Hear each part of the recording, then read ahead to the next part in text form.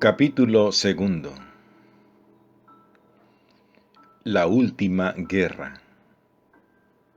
Sección 1.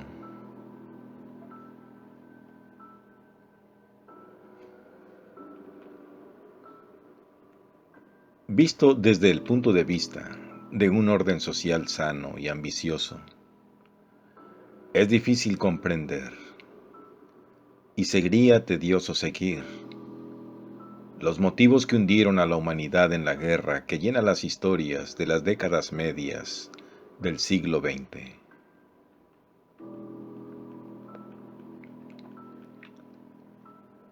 Siempre debe recordarse que la estructura política del mundo en ese momento estaba en todas partes extraordinariamente detrás de la inteligencia colectiva. Ese es el hecho central de esa historia. Durante 200 años no ha habido grandes cambios en la política o métodos y pretensiones legales.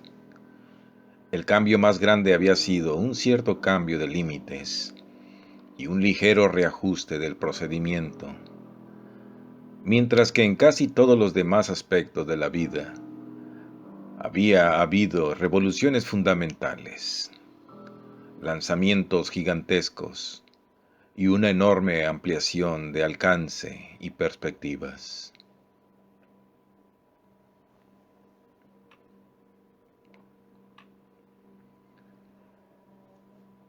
Lo absurdo de los tribunales y las indignidades del gobierno parlamentario representativo, junto con la apertura de vastos campos de oportunidad en otras direcciones, había retirado las mejores inteligencias cada vez más de los asuntos públicos. Los supuestos gobiernos del mundo en el siglo XX estaban siguiendo la estela de las religiones ostensibles. Estaban dejando de mandar los servicios de cualquier hombre que no sea de segunda categoría. Después de mediados del siglo XVIII, no hay más grandes eclesiásticos en la memoria del mundo. Después de la apertura del XX, no más estadistas. En todas partes uno encuentra un enérgico, ambicioso, miope, tipo vulgar en los asientos de autoridad, ciego a las nuevas posibilidades y litigiosamente independiente de las tradiciones del pasado.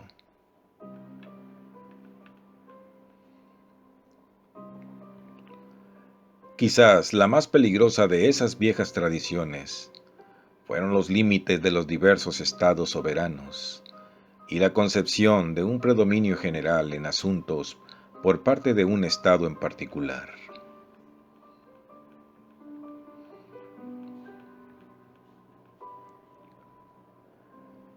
La memoria de los imperios de Roma y Alejandro se puso en cuclillas, un fantasma carnívoro desatado en la imaginación humana, perforado en el cerebro humano como un parásito espantoso, y lo llenó de desorden, pensamientos e impulsos violentos.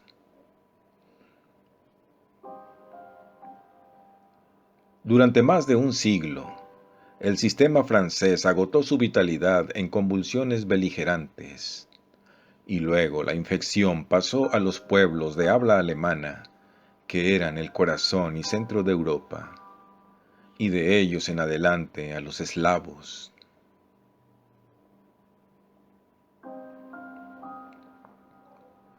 Las edades posteriores almacenarían y descuidarían la vasta literatura de mente de esta obsesión, los intrincados tratados, los acuerdos secretos, el conocimiento ínfimo del escritor político, las astutas negativas a aceptar hechos simples, los dispositivos estratégicos, las maniobras tácticas, los registros de movilizaciones y contramovilizaciones.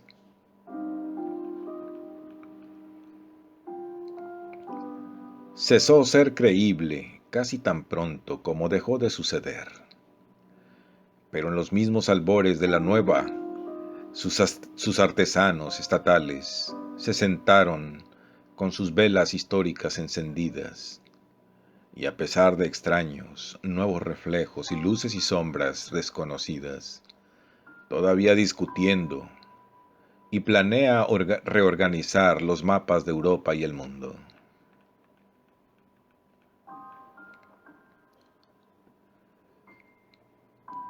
Se convertiría en un asunto de sutil investigación hasta qué puntos los millones de hombres y mujeres ajenos al mundo de estos especialistas simpatizaban y estaban de acuerdo con sus actividades portentosas.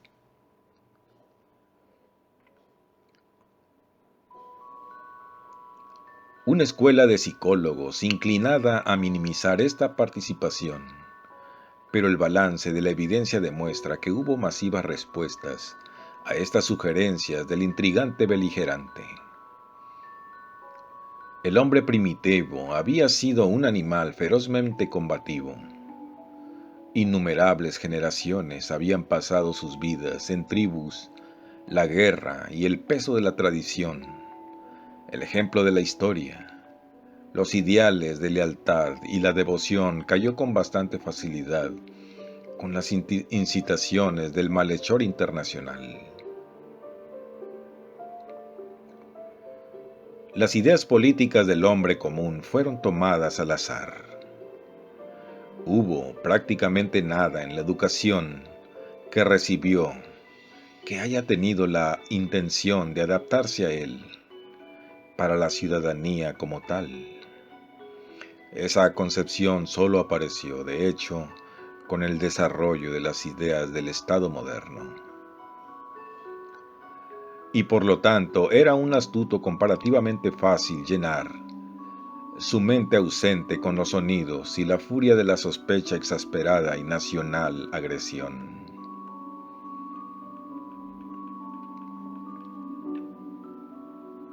Por ejemplo, Barnett describe a la multitud de Londres como ruidosamente patriótica cuando en la actualidad su batallón subió del depósito a Londres para entrar en la frontera francesa. Él habla de niños y mujeres y muchachos y ancianos vitoreando y gritando de las calles y filas colgadas con las banderas de las potencias aliadas, de un entusiasmo real incluso entre los indigentes y desempleados. Las oficinas de trabajo ahora se transformaron parcialmente en las oficinas de inscripción y eran centros de excitación ardientemente patriótica. En cada lugar conveniente en la línea, a ambos lados del túnel del Canal de la Mancha, había espectadores entusiastas, y el sentimiento y el regimiento, aunque un poco rígido y oscurecido por sombrías anticipaciones, no fue menos belicoso. Pero toda esta emoción era la emoción voluble de mentes sin ideas establecidas. Eso fue con la mayoría de ellos, dice Barnett, como lo fue con él mismo.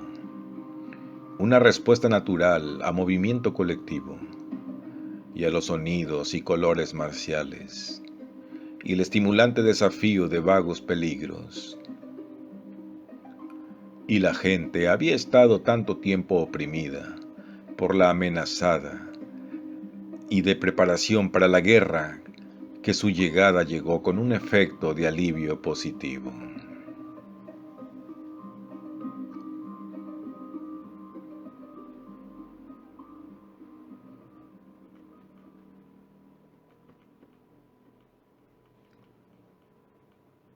Sección 2.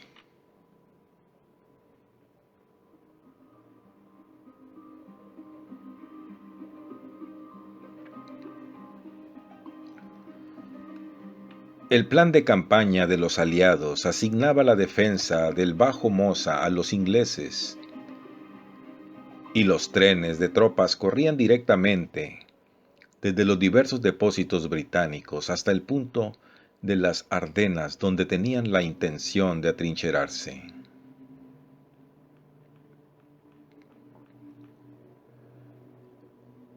La mayoría de los documentos relacionados con la campaña fueron destruidos durante la guerra. Desde el principio, el esquema de los aliados parece haberse confundido, pero es altamente probable que la formación de un parque aéreo en esa región, desde el cual los ataques podrían hacerse sobre la vasta planta industrial del Bajo Rin, y una incursión de flanqueo a través de Holanda sobre los establecimientos navales alemanes en la desembocadura del Elba, fueron parte integral, parte del proyecto original.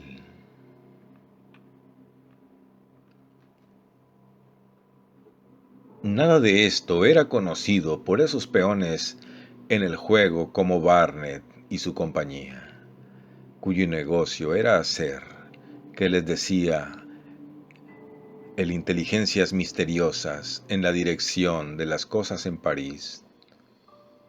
¿A qué ciudad de Whitehall? El personal también había sido trasladado. Desde el primero hasta el último, estas inteligencias directoras seguían siendo un misterio para el cuerpo del ejército, velado bajo el nombre de órdenes. No había Napoleón ni César que encarnara el entusiasmo. Barnett dice, hablamos de ellos. Ellos están enviando de Luxemburgo. Ellos van a dar vuelta a la central derecha europea.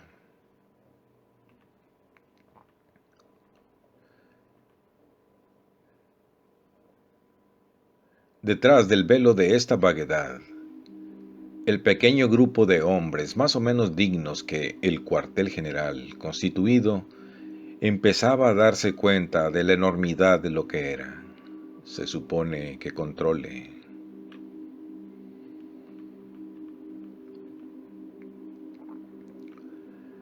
En el gran salón del control de guerra, cuyas ventanas daban al Sena, para el Trocadero y los palacios del barrio occidental, una serie de mapas en relieve a grande escala, se colocaron grandes mesas para exhibir todo el asiento de la guerra, y los oficiales del Estado Mayor estaban continuamente ocupados moviendo los pequeños bloques que representaban las tropas contendientes.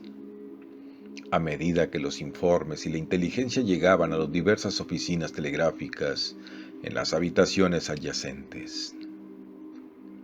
En otros apartamentos más pequeños había mapas de un tipo menos detallado, sobre los cuales, por ejemplo, los informes de los británicos, almirantazgo y de los comandantes eslavos se registraron a medida que seguían llegando a la mano.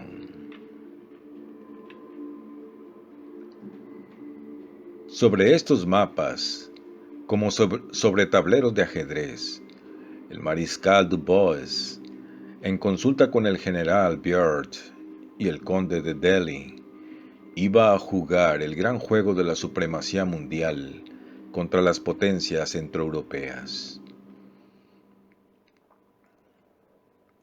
Muy probablemente tenía una idea definida de su juego. Muy probablemente tenía un plan coherente y admirable.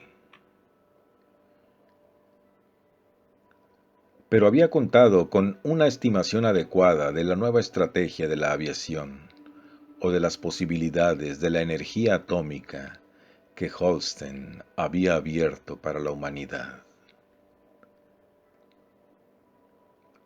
Mientras planeaba atrincheramientos e invasiones y una guerra fronteriza, el generalato europeo golpeaba los ojos y el cerebro. Y mientras, con cierta vacilación tímida, desarrolló su gambito esa noche sobre las líneas establecidas por Napoleón y Moltke, Su propio cuerpo científico, en un estado de actividad amotinada, fue preparando un golpe para Berlín. Estos viejos tontos. Fue la clave en la que el cuerpo científico estaba pensando.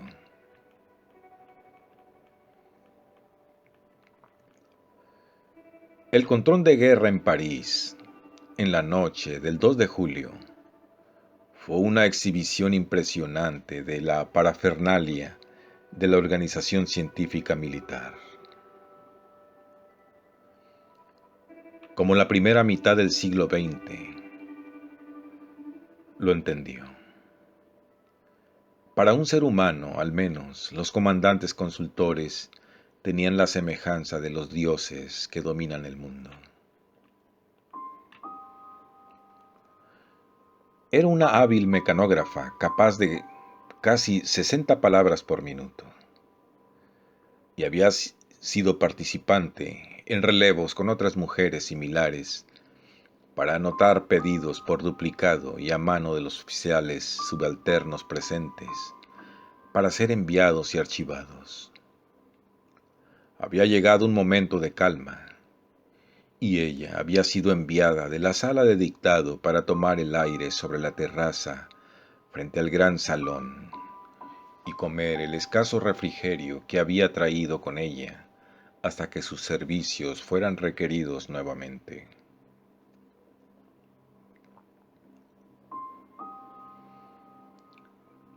Desde su posición en la terraza, esta joven tenía una vista no sólo de la amplia extensión del río debajo de ella, y todo el lado este de París desde el Arc de Triunfo de Saint-Cloud.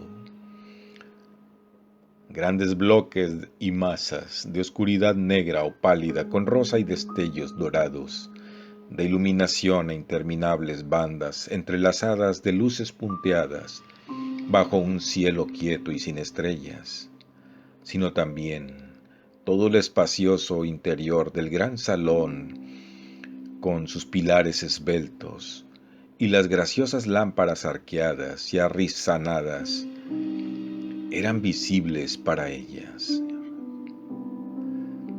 Allí encima un desierto de tablas, colocar los mapas enormes hechos en una escala tan grande que no podía imaginar los países pequeños.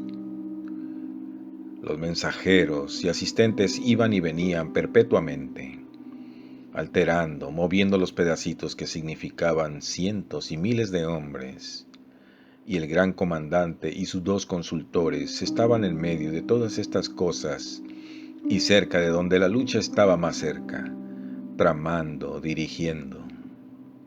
No tenían más que respirar una palabra, y luego allá, en el mundo de la realidad, las miríadas puntuales se movieron.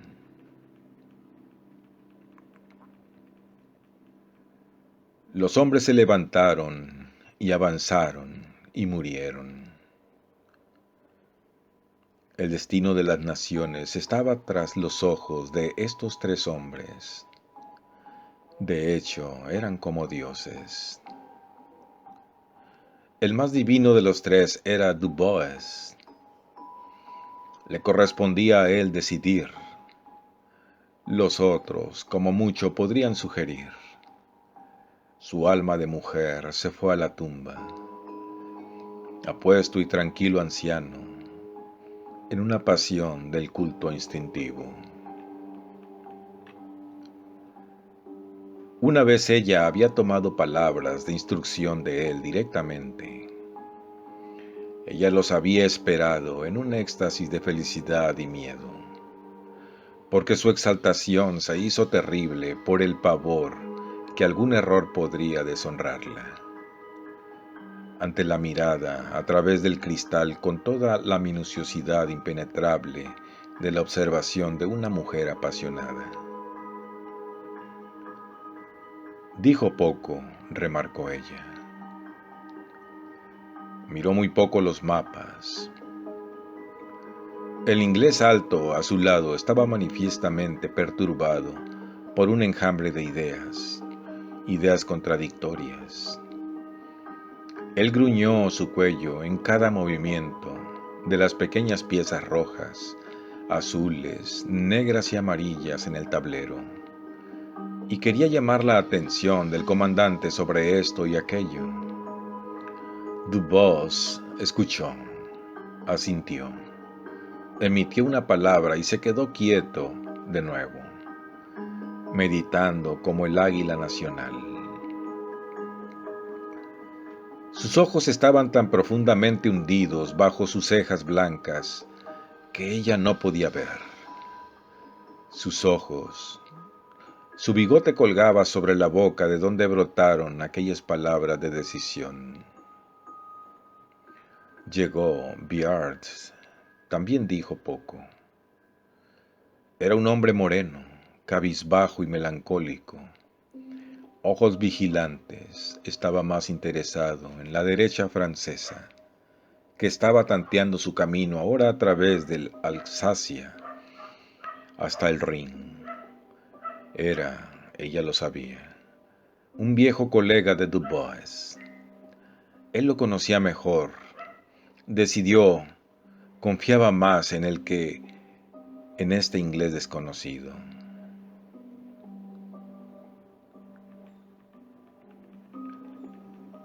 No hablar, permanecer impasible y en lo posible de perfil. Estas fueron las lecciones que el viejo Dubois había dominado años atrás. Para parecer saberlo todo, para no traicionar sorpresa, negarse a darse prisa, en sí mismo una confesión de error de cálculo. Por atención a estas reglas simples, Dubois había construido una reputación estable desde los días en que había sido un oficial subalterno prometedor, un joven tranquilo, casi abstraído, deliberado pero listo. Ya entonces los hombres lo miraban y decían, llegará lejos. A través de 50 años de paz nunca lo habían encontrado deficiente, y en las maniobras su persistencia impasible había dejado perplejos, hipnotizados y derrotados a muchos hombres más activamente inteligentes. En lo profundo de su alma, Dubois había escondido su único descubrimiento profundo sobre el arte moderno de la guerra, la clave de su carrera. Y este descubrimiento fue que nadie sabía que por lo tanto actuar era cometer un error, que hablar era confesar, y que el hombre que actuó lenta y firmemente y sobre todo en silencio tenía la mejor oportunidad de ganar. Mientras tanto se alimentaba a los hombres. Ahora, con esta misma estrategia, esperaba hacer añicos esas misteriosas incógnitas del mando centroeuropeo. Delhi podría hablar de una gran marcha de flanco a través de Holanda, con todos los submarinos e hidroaviones británicos y lanchas torpederas que recorren el Rin en su apoyo. Bayard podría anhelar la brillantez con las motos, aeroplanos y esquiadores entre las montañas suizas y un repentino descenso en picado sobre Viena. La cosa era escuchar y esperar a que el otro lado empezara a experimentar. Todo fue experimentar. Y mientras tanto permanecía de perfil, con un aire de seguridad, como un hombre que se sienta en un automóvil después de que el chofer ha tenido sus direcciones. Y todos a su alrededor eran más fuertes y seguros por ese rostro tranquilo, ese aire de conocimiento y confianza inquebrantables. El racimo de luces arrojaba una veintena de sombras de él en los mapas, grandes racimos de él, versiones de una presencia dominante, más ligero o más oscuro, Dominaba el campo y apuntaba en todas direcciones. Esa sombra simbolizaba su control. Cuando un mensajero vino de la sala inalámbrica para cambiar a esa pieza en el juego, para reemplazar bajo informes modificados uno centroeuropeo regimiento por una veintena, para retroceder o empujar o distribuir esta o aquella fuerza de aliados, el mariscal giraba la cabeza y parecía no ver, o miraba y asentía levemente, como asiente un maestro que prueba la autocorrección de un alumno. Si eso es mejor. Qué maravilloso era, pensó la mujer de la ventana. Qué maravilloso era todo. Este era el cerebro del mundo occidental. Este era el Olimpo, con las tierras en guerra a sus pies. Y él estaba guiando a Francia. Francia durante tanto tiempo, un exilio resentido de imperialismo, de regreso a su antiguo predominio. Le parecía más allá del desierto de una mujer que debería tener el privilegio de participar. Es duro ser mujer, llena del tormentoso impulso de la devoción personal y de tener que ser impersonales, abstractos, exactos, puntuales. Ella debe controlarse. Se entregó a sueños fantásticos, sueños de los días en que la guerra sería terminada y la victoria entronizada. Entonces tal vez esta dureza, esta armadura se pondría a un lado y los dioses podrían enderezar. Sus párpados cayeron. Ella se despertó con un sobresalto. Se dio cuenta de que la noche afuera no era más tiempo aún, que había una excitación abajo en el puente y una corrida en la calle y un parpadeo de reflectores entre las nubes desde algún lugar alto lejos más allá del Trocadero. Y entonces la excitación la superó e invadió el salón por dentro. Uno de los centinelas de la terraza se paró en el extremo superior de la habitación, gesticulando y gritando algo. Y todo el mundo había cambiado, una especie de latido. Ella no podía entender. Fue como si todas las tuberías de agua y la maquinaria oculta y los cables de los caminos debajo latían, como laten los pulsos. Y alrededor de ella sopló algo como un viento que fue consternación. Sus ojos se dirigieron al rostro del mariscal. Como un niño asustado podría mirar hacia su madre. Todavía estaba sereno. Estaba frunciendo el ceño ligeramente, pensó ella. Pero eso era natural. Suficiente, porque el conde de Delhi, con una mano flacamente gesticulando, lo había tomado por el brazo y estaba demasiado manifiestamente dispuesto a arrastrarlo hacia la gran puerta abierta en la terraza. Y Bayard corría hacia los enormes ventanales y hacía así en las más extrañas de las actitudes, inclinado hacia adelante y con los ojos vueltos hacia arriba.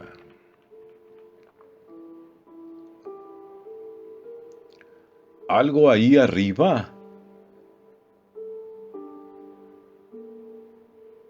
Y entonces fue como si un trueno rompiera en lo alto. El sonido la golpeó como un golpe.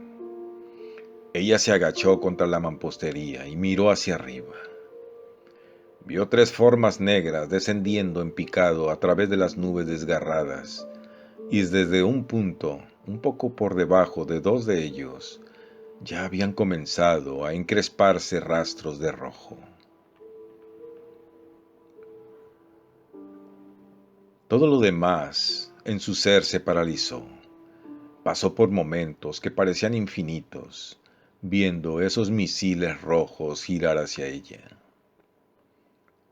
Se sintió arrancado del mundo. No había nada más en el mundo que un resplandor púrpura carmesí y un sonido ensordecedor que todo lo abarcaba y continuó. Cualquier otra luz había salido a su alrededor y contra este resplandor colgaban muros inclinados, pilares que giraban, salientes fragmentos de cornisas y un vuelo desordenado de enormes láminas angulares de vidrio. Tuvo la impresión de una gran bola de fuego púrpura carmesí, como un enloquecido ser vivo que parecía estar dando vueltas muy rápidamente en medio de un caos de caídas mampostería, que parecían estar atacando la tierra con furia, que parecían estar enterrándose en él como un conejo en llamas. Tenía las sensaciones de despertar de un sueño. Descubrió que estaba acostada boca abajo sobre un banco de moho y que un pequeño riachuelo de agua caliente corría sobre un pie. Intentó levantarse y encontró su pierna. Fue muy doloroso, no tenía claro que si era de día o de noche ni dónde estaba. Ella hizo un segundo esfuerzo, estremeciéndose y gimiendo. Se dio la vuelta y se sentó en su posición y miró a su alrededor. Todo parecía muy silencioso. Ella estaba, de hecho, en medio de un gran alboroto, pero ella no se dio cuenta de esto porque su audición había sido destruida. Al principio no pudo unir lo que vio con ninguna experiencia previa.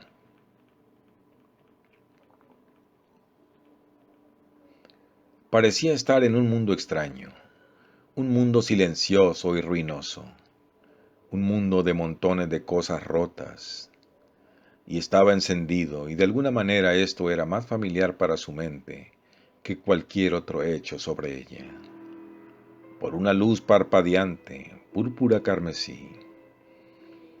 Entonces cerca de ella, elevándose sobre una confusión de escombros, reconoció el trocadero. Fue cambiado, algo había desaparecido, pero su contorno era inconfundible. Resaltó contra un corriente, arremolinadas corrientes ascendentes de vapor iluminados en rojo. Y con eso recordó París y el Sena, y la cálida y nublada tarde y la bella y luminosa organización de los control de guerra. Se arrastró un poco por la pendiente de la tierra en la que yacía y examinó su entorno con una comprensión cada vez mayor. La tierra sobre la que yacía se proyectaba como un cabo en el río. Bastante cerca de ella era un lago rebosamente de agua embalsada, de las que estos cálidos riachuelos y los torrentes estaban goteando. Volutas de vapor aparecieron, dando vueltas a un pie más o menos de su superficie de espejo. Cerca de la mano y reflejada exactamente en el agua, estaba la parte superior de un pilar de piedra de aspecto familiar. En el lado de ella, lejos del agua, el amontonado de ruinas se elevaban abruptamente en una pendiente confusa hasta una cima deslumbrante. Arriba y reflejando esto, el resplandor se elevaba sobre masas acolchadas de vapor que subían velozmente hacia el cenit. Fue de esta cresta procedía el resplandor lívido que iluminaba el mundo a su alrededor, y lentamente su mente conectó este montículo con los edificios desaparecidos del control de guerra. «¡Maes!», ella susurró, y permaneció con los ojos fijos, completamente inmóvil, por un tiempo, agachándose cerca de la tierra caliente. Luego, esta cosa humana, borrosa y rota, comenzó a mirar a su alrededor de nuevo. Ella comenzó a sentir la necesidad de compañerismo. Quería preguntar, quería hablar, quería relatar su experiencia. Y su pie le dolía atrozmente. Debería haber una ambulancia. Una pequeña ráfaga de críticas quejumbrosas cruzó por su mente. Esto seguramente fue un desastre. Siempre, después de un desastre, debe haber ambulancias y ayudantes moviéndose acerca de...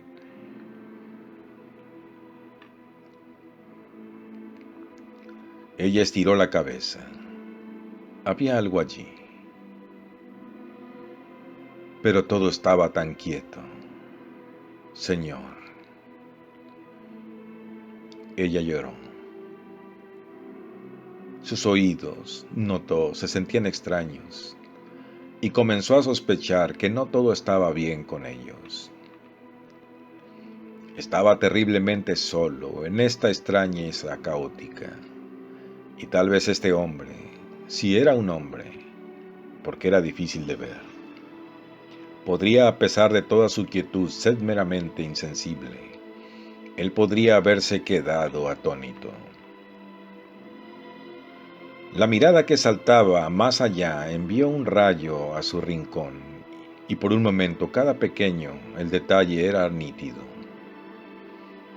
Era el mariscal Dubois. Estaba recostado contra una enorme losa de la guerra. A él se adhirieron y de él colgaban pequeños objetos de madera, los símbolos de infantería y caballería y cañones, tal como estaban dispuestos en la frontera. No lo hizo, parecía ser consciente de esto a su espalda. Tenía un efecto de falta de atención, no indiferente atención, pero como si estuviera pensando.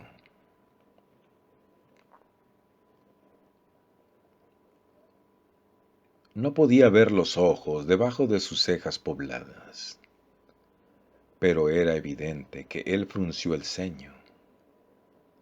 Frunció el ceño levemente. Tenía un aire de no querer ser molestado. Su cara todavía conservaba esa expresión de confianza asegurada. Esa convicción de que si las cosas se dejaban a él, Francia podría obedecer en seguridad.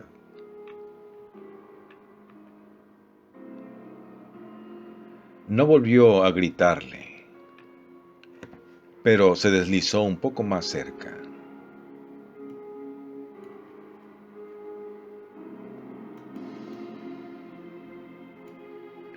Una suposición extraña hizo que sus ojos se dilataran. Con un doloroso tirón se incorporó para poder completamente sobre los bultos intermedios de mampostería destrozada. Su mano tocó algo húmedo y después de un movimiento convulsivo se puso rígida. No era un hombre completo allí. Era una parte de un hombre, la cabeza y los hombros de un hombre que se arrastraban hacia una oscuridad irregular y un charco de negro brillante. Y mientras miraba, el montículo encima de ella se tambaleó y se desmoronó, y una ráfaga de agua caliente vino a raudales sobre ella. Entonces le pareció que la arrastraban hacia abajo.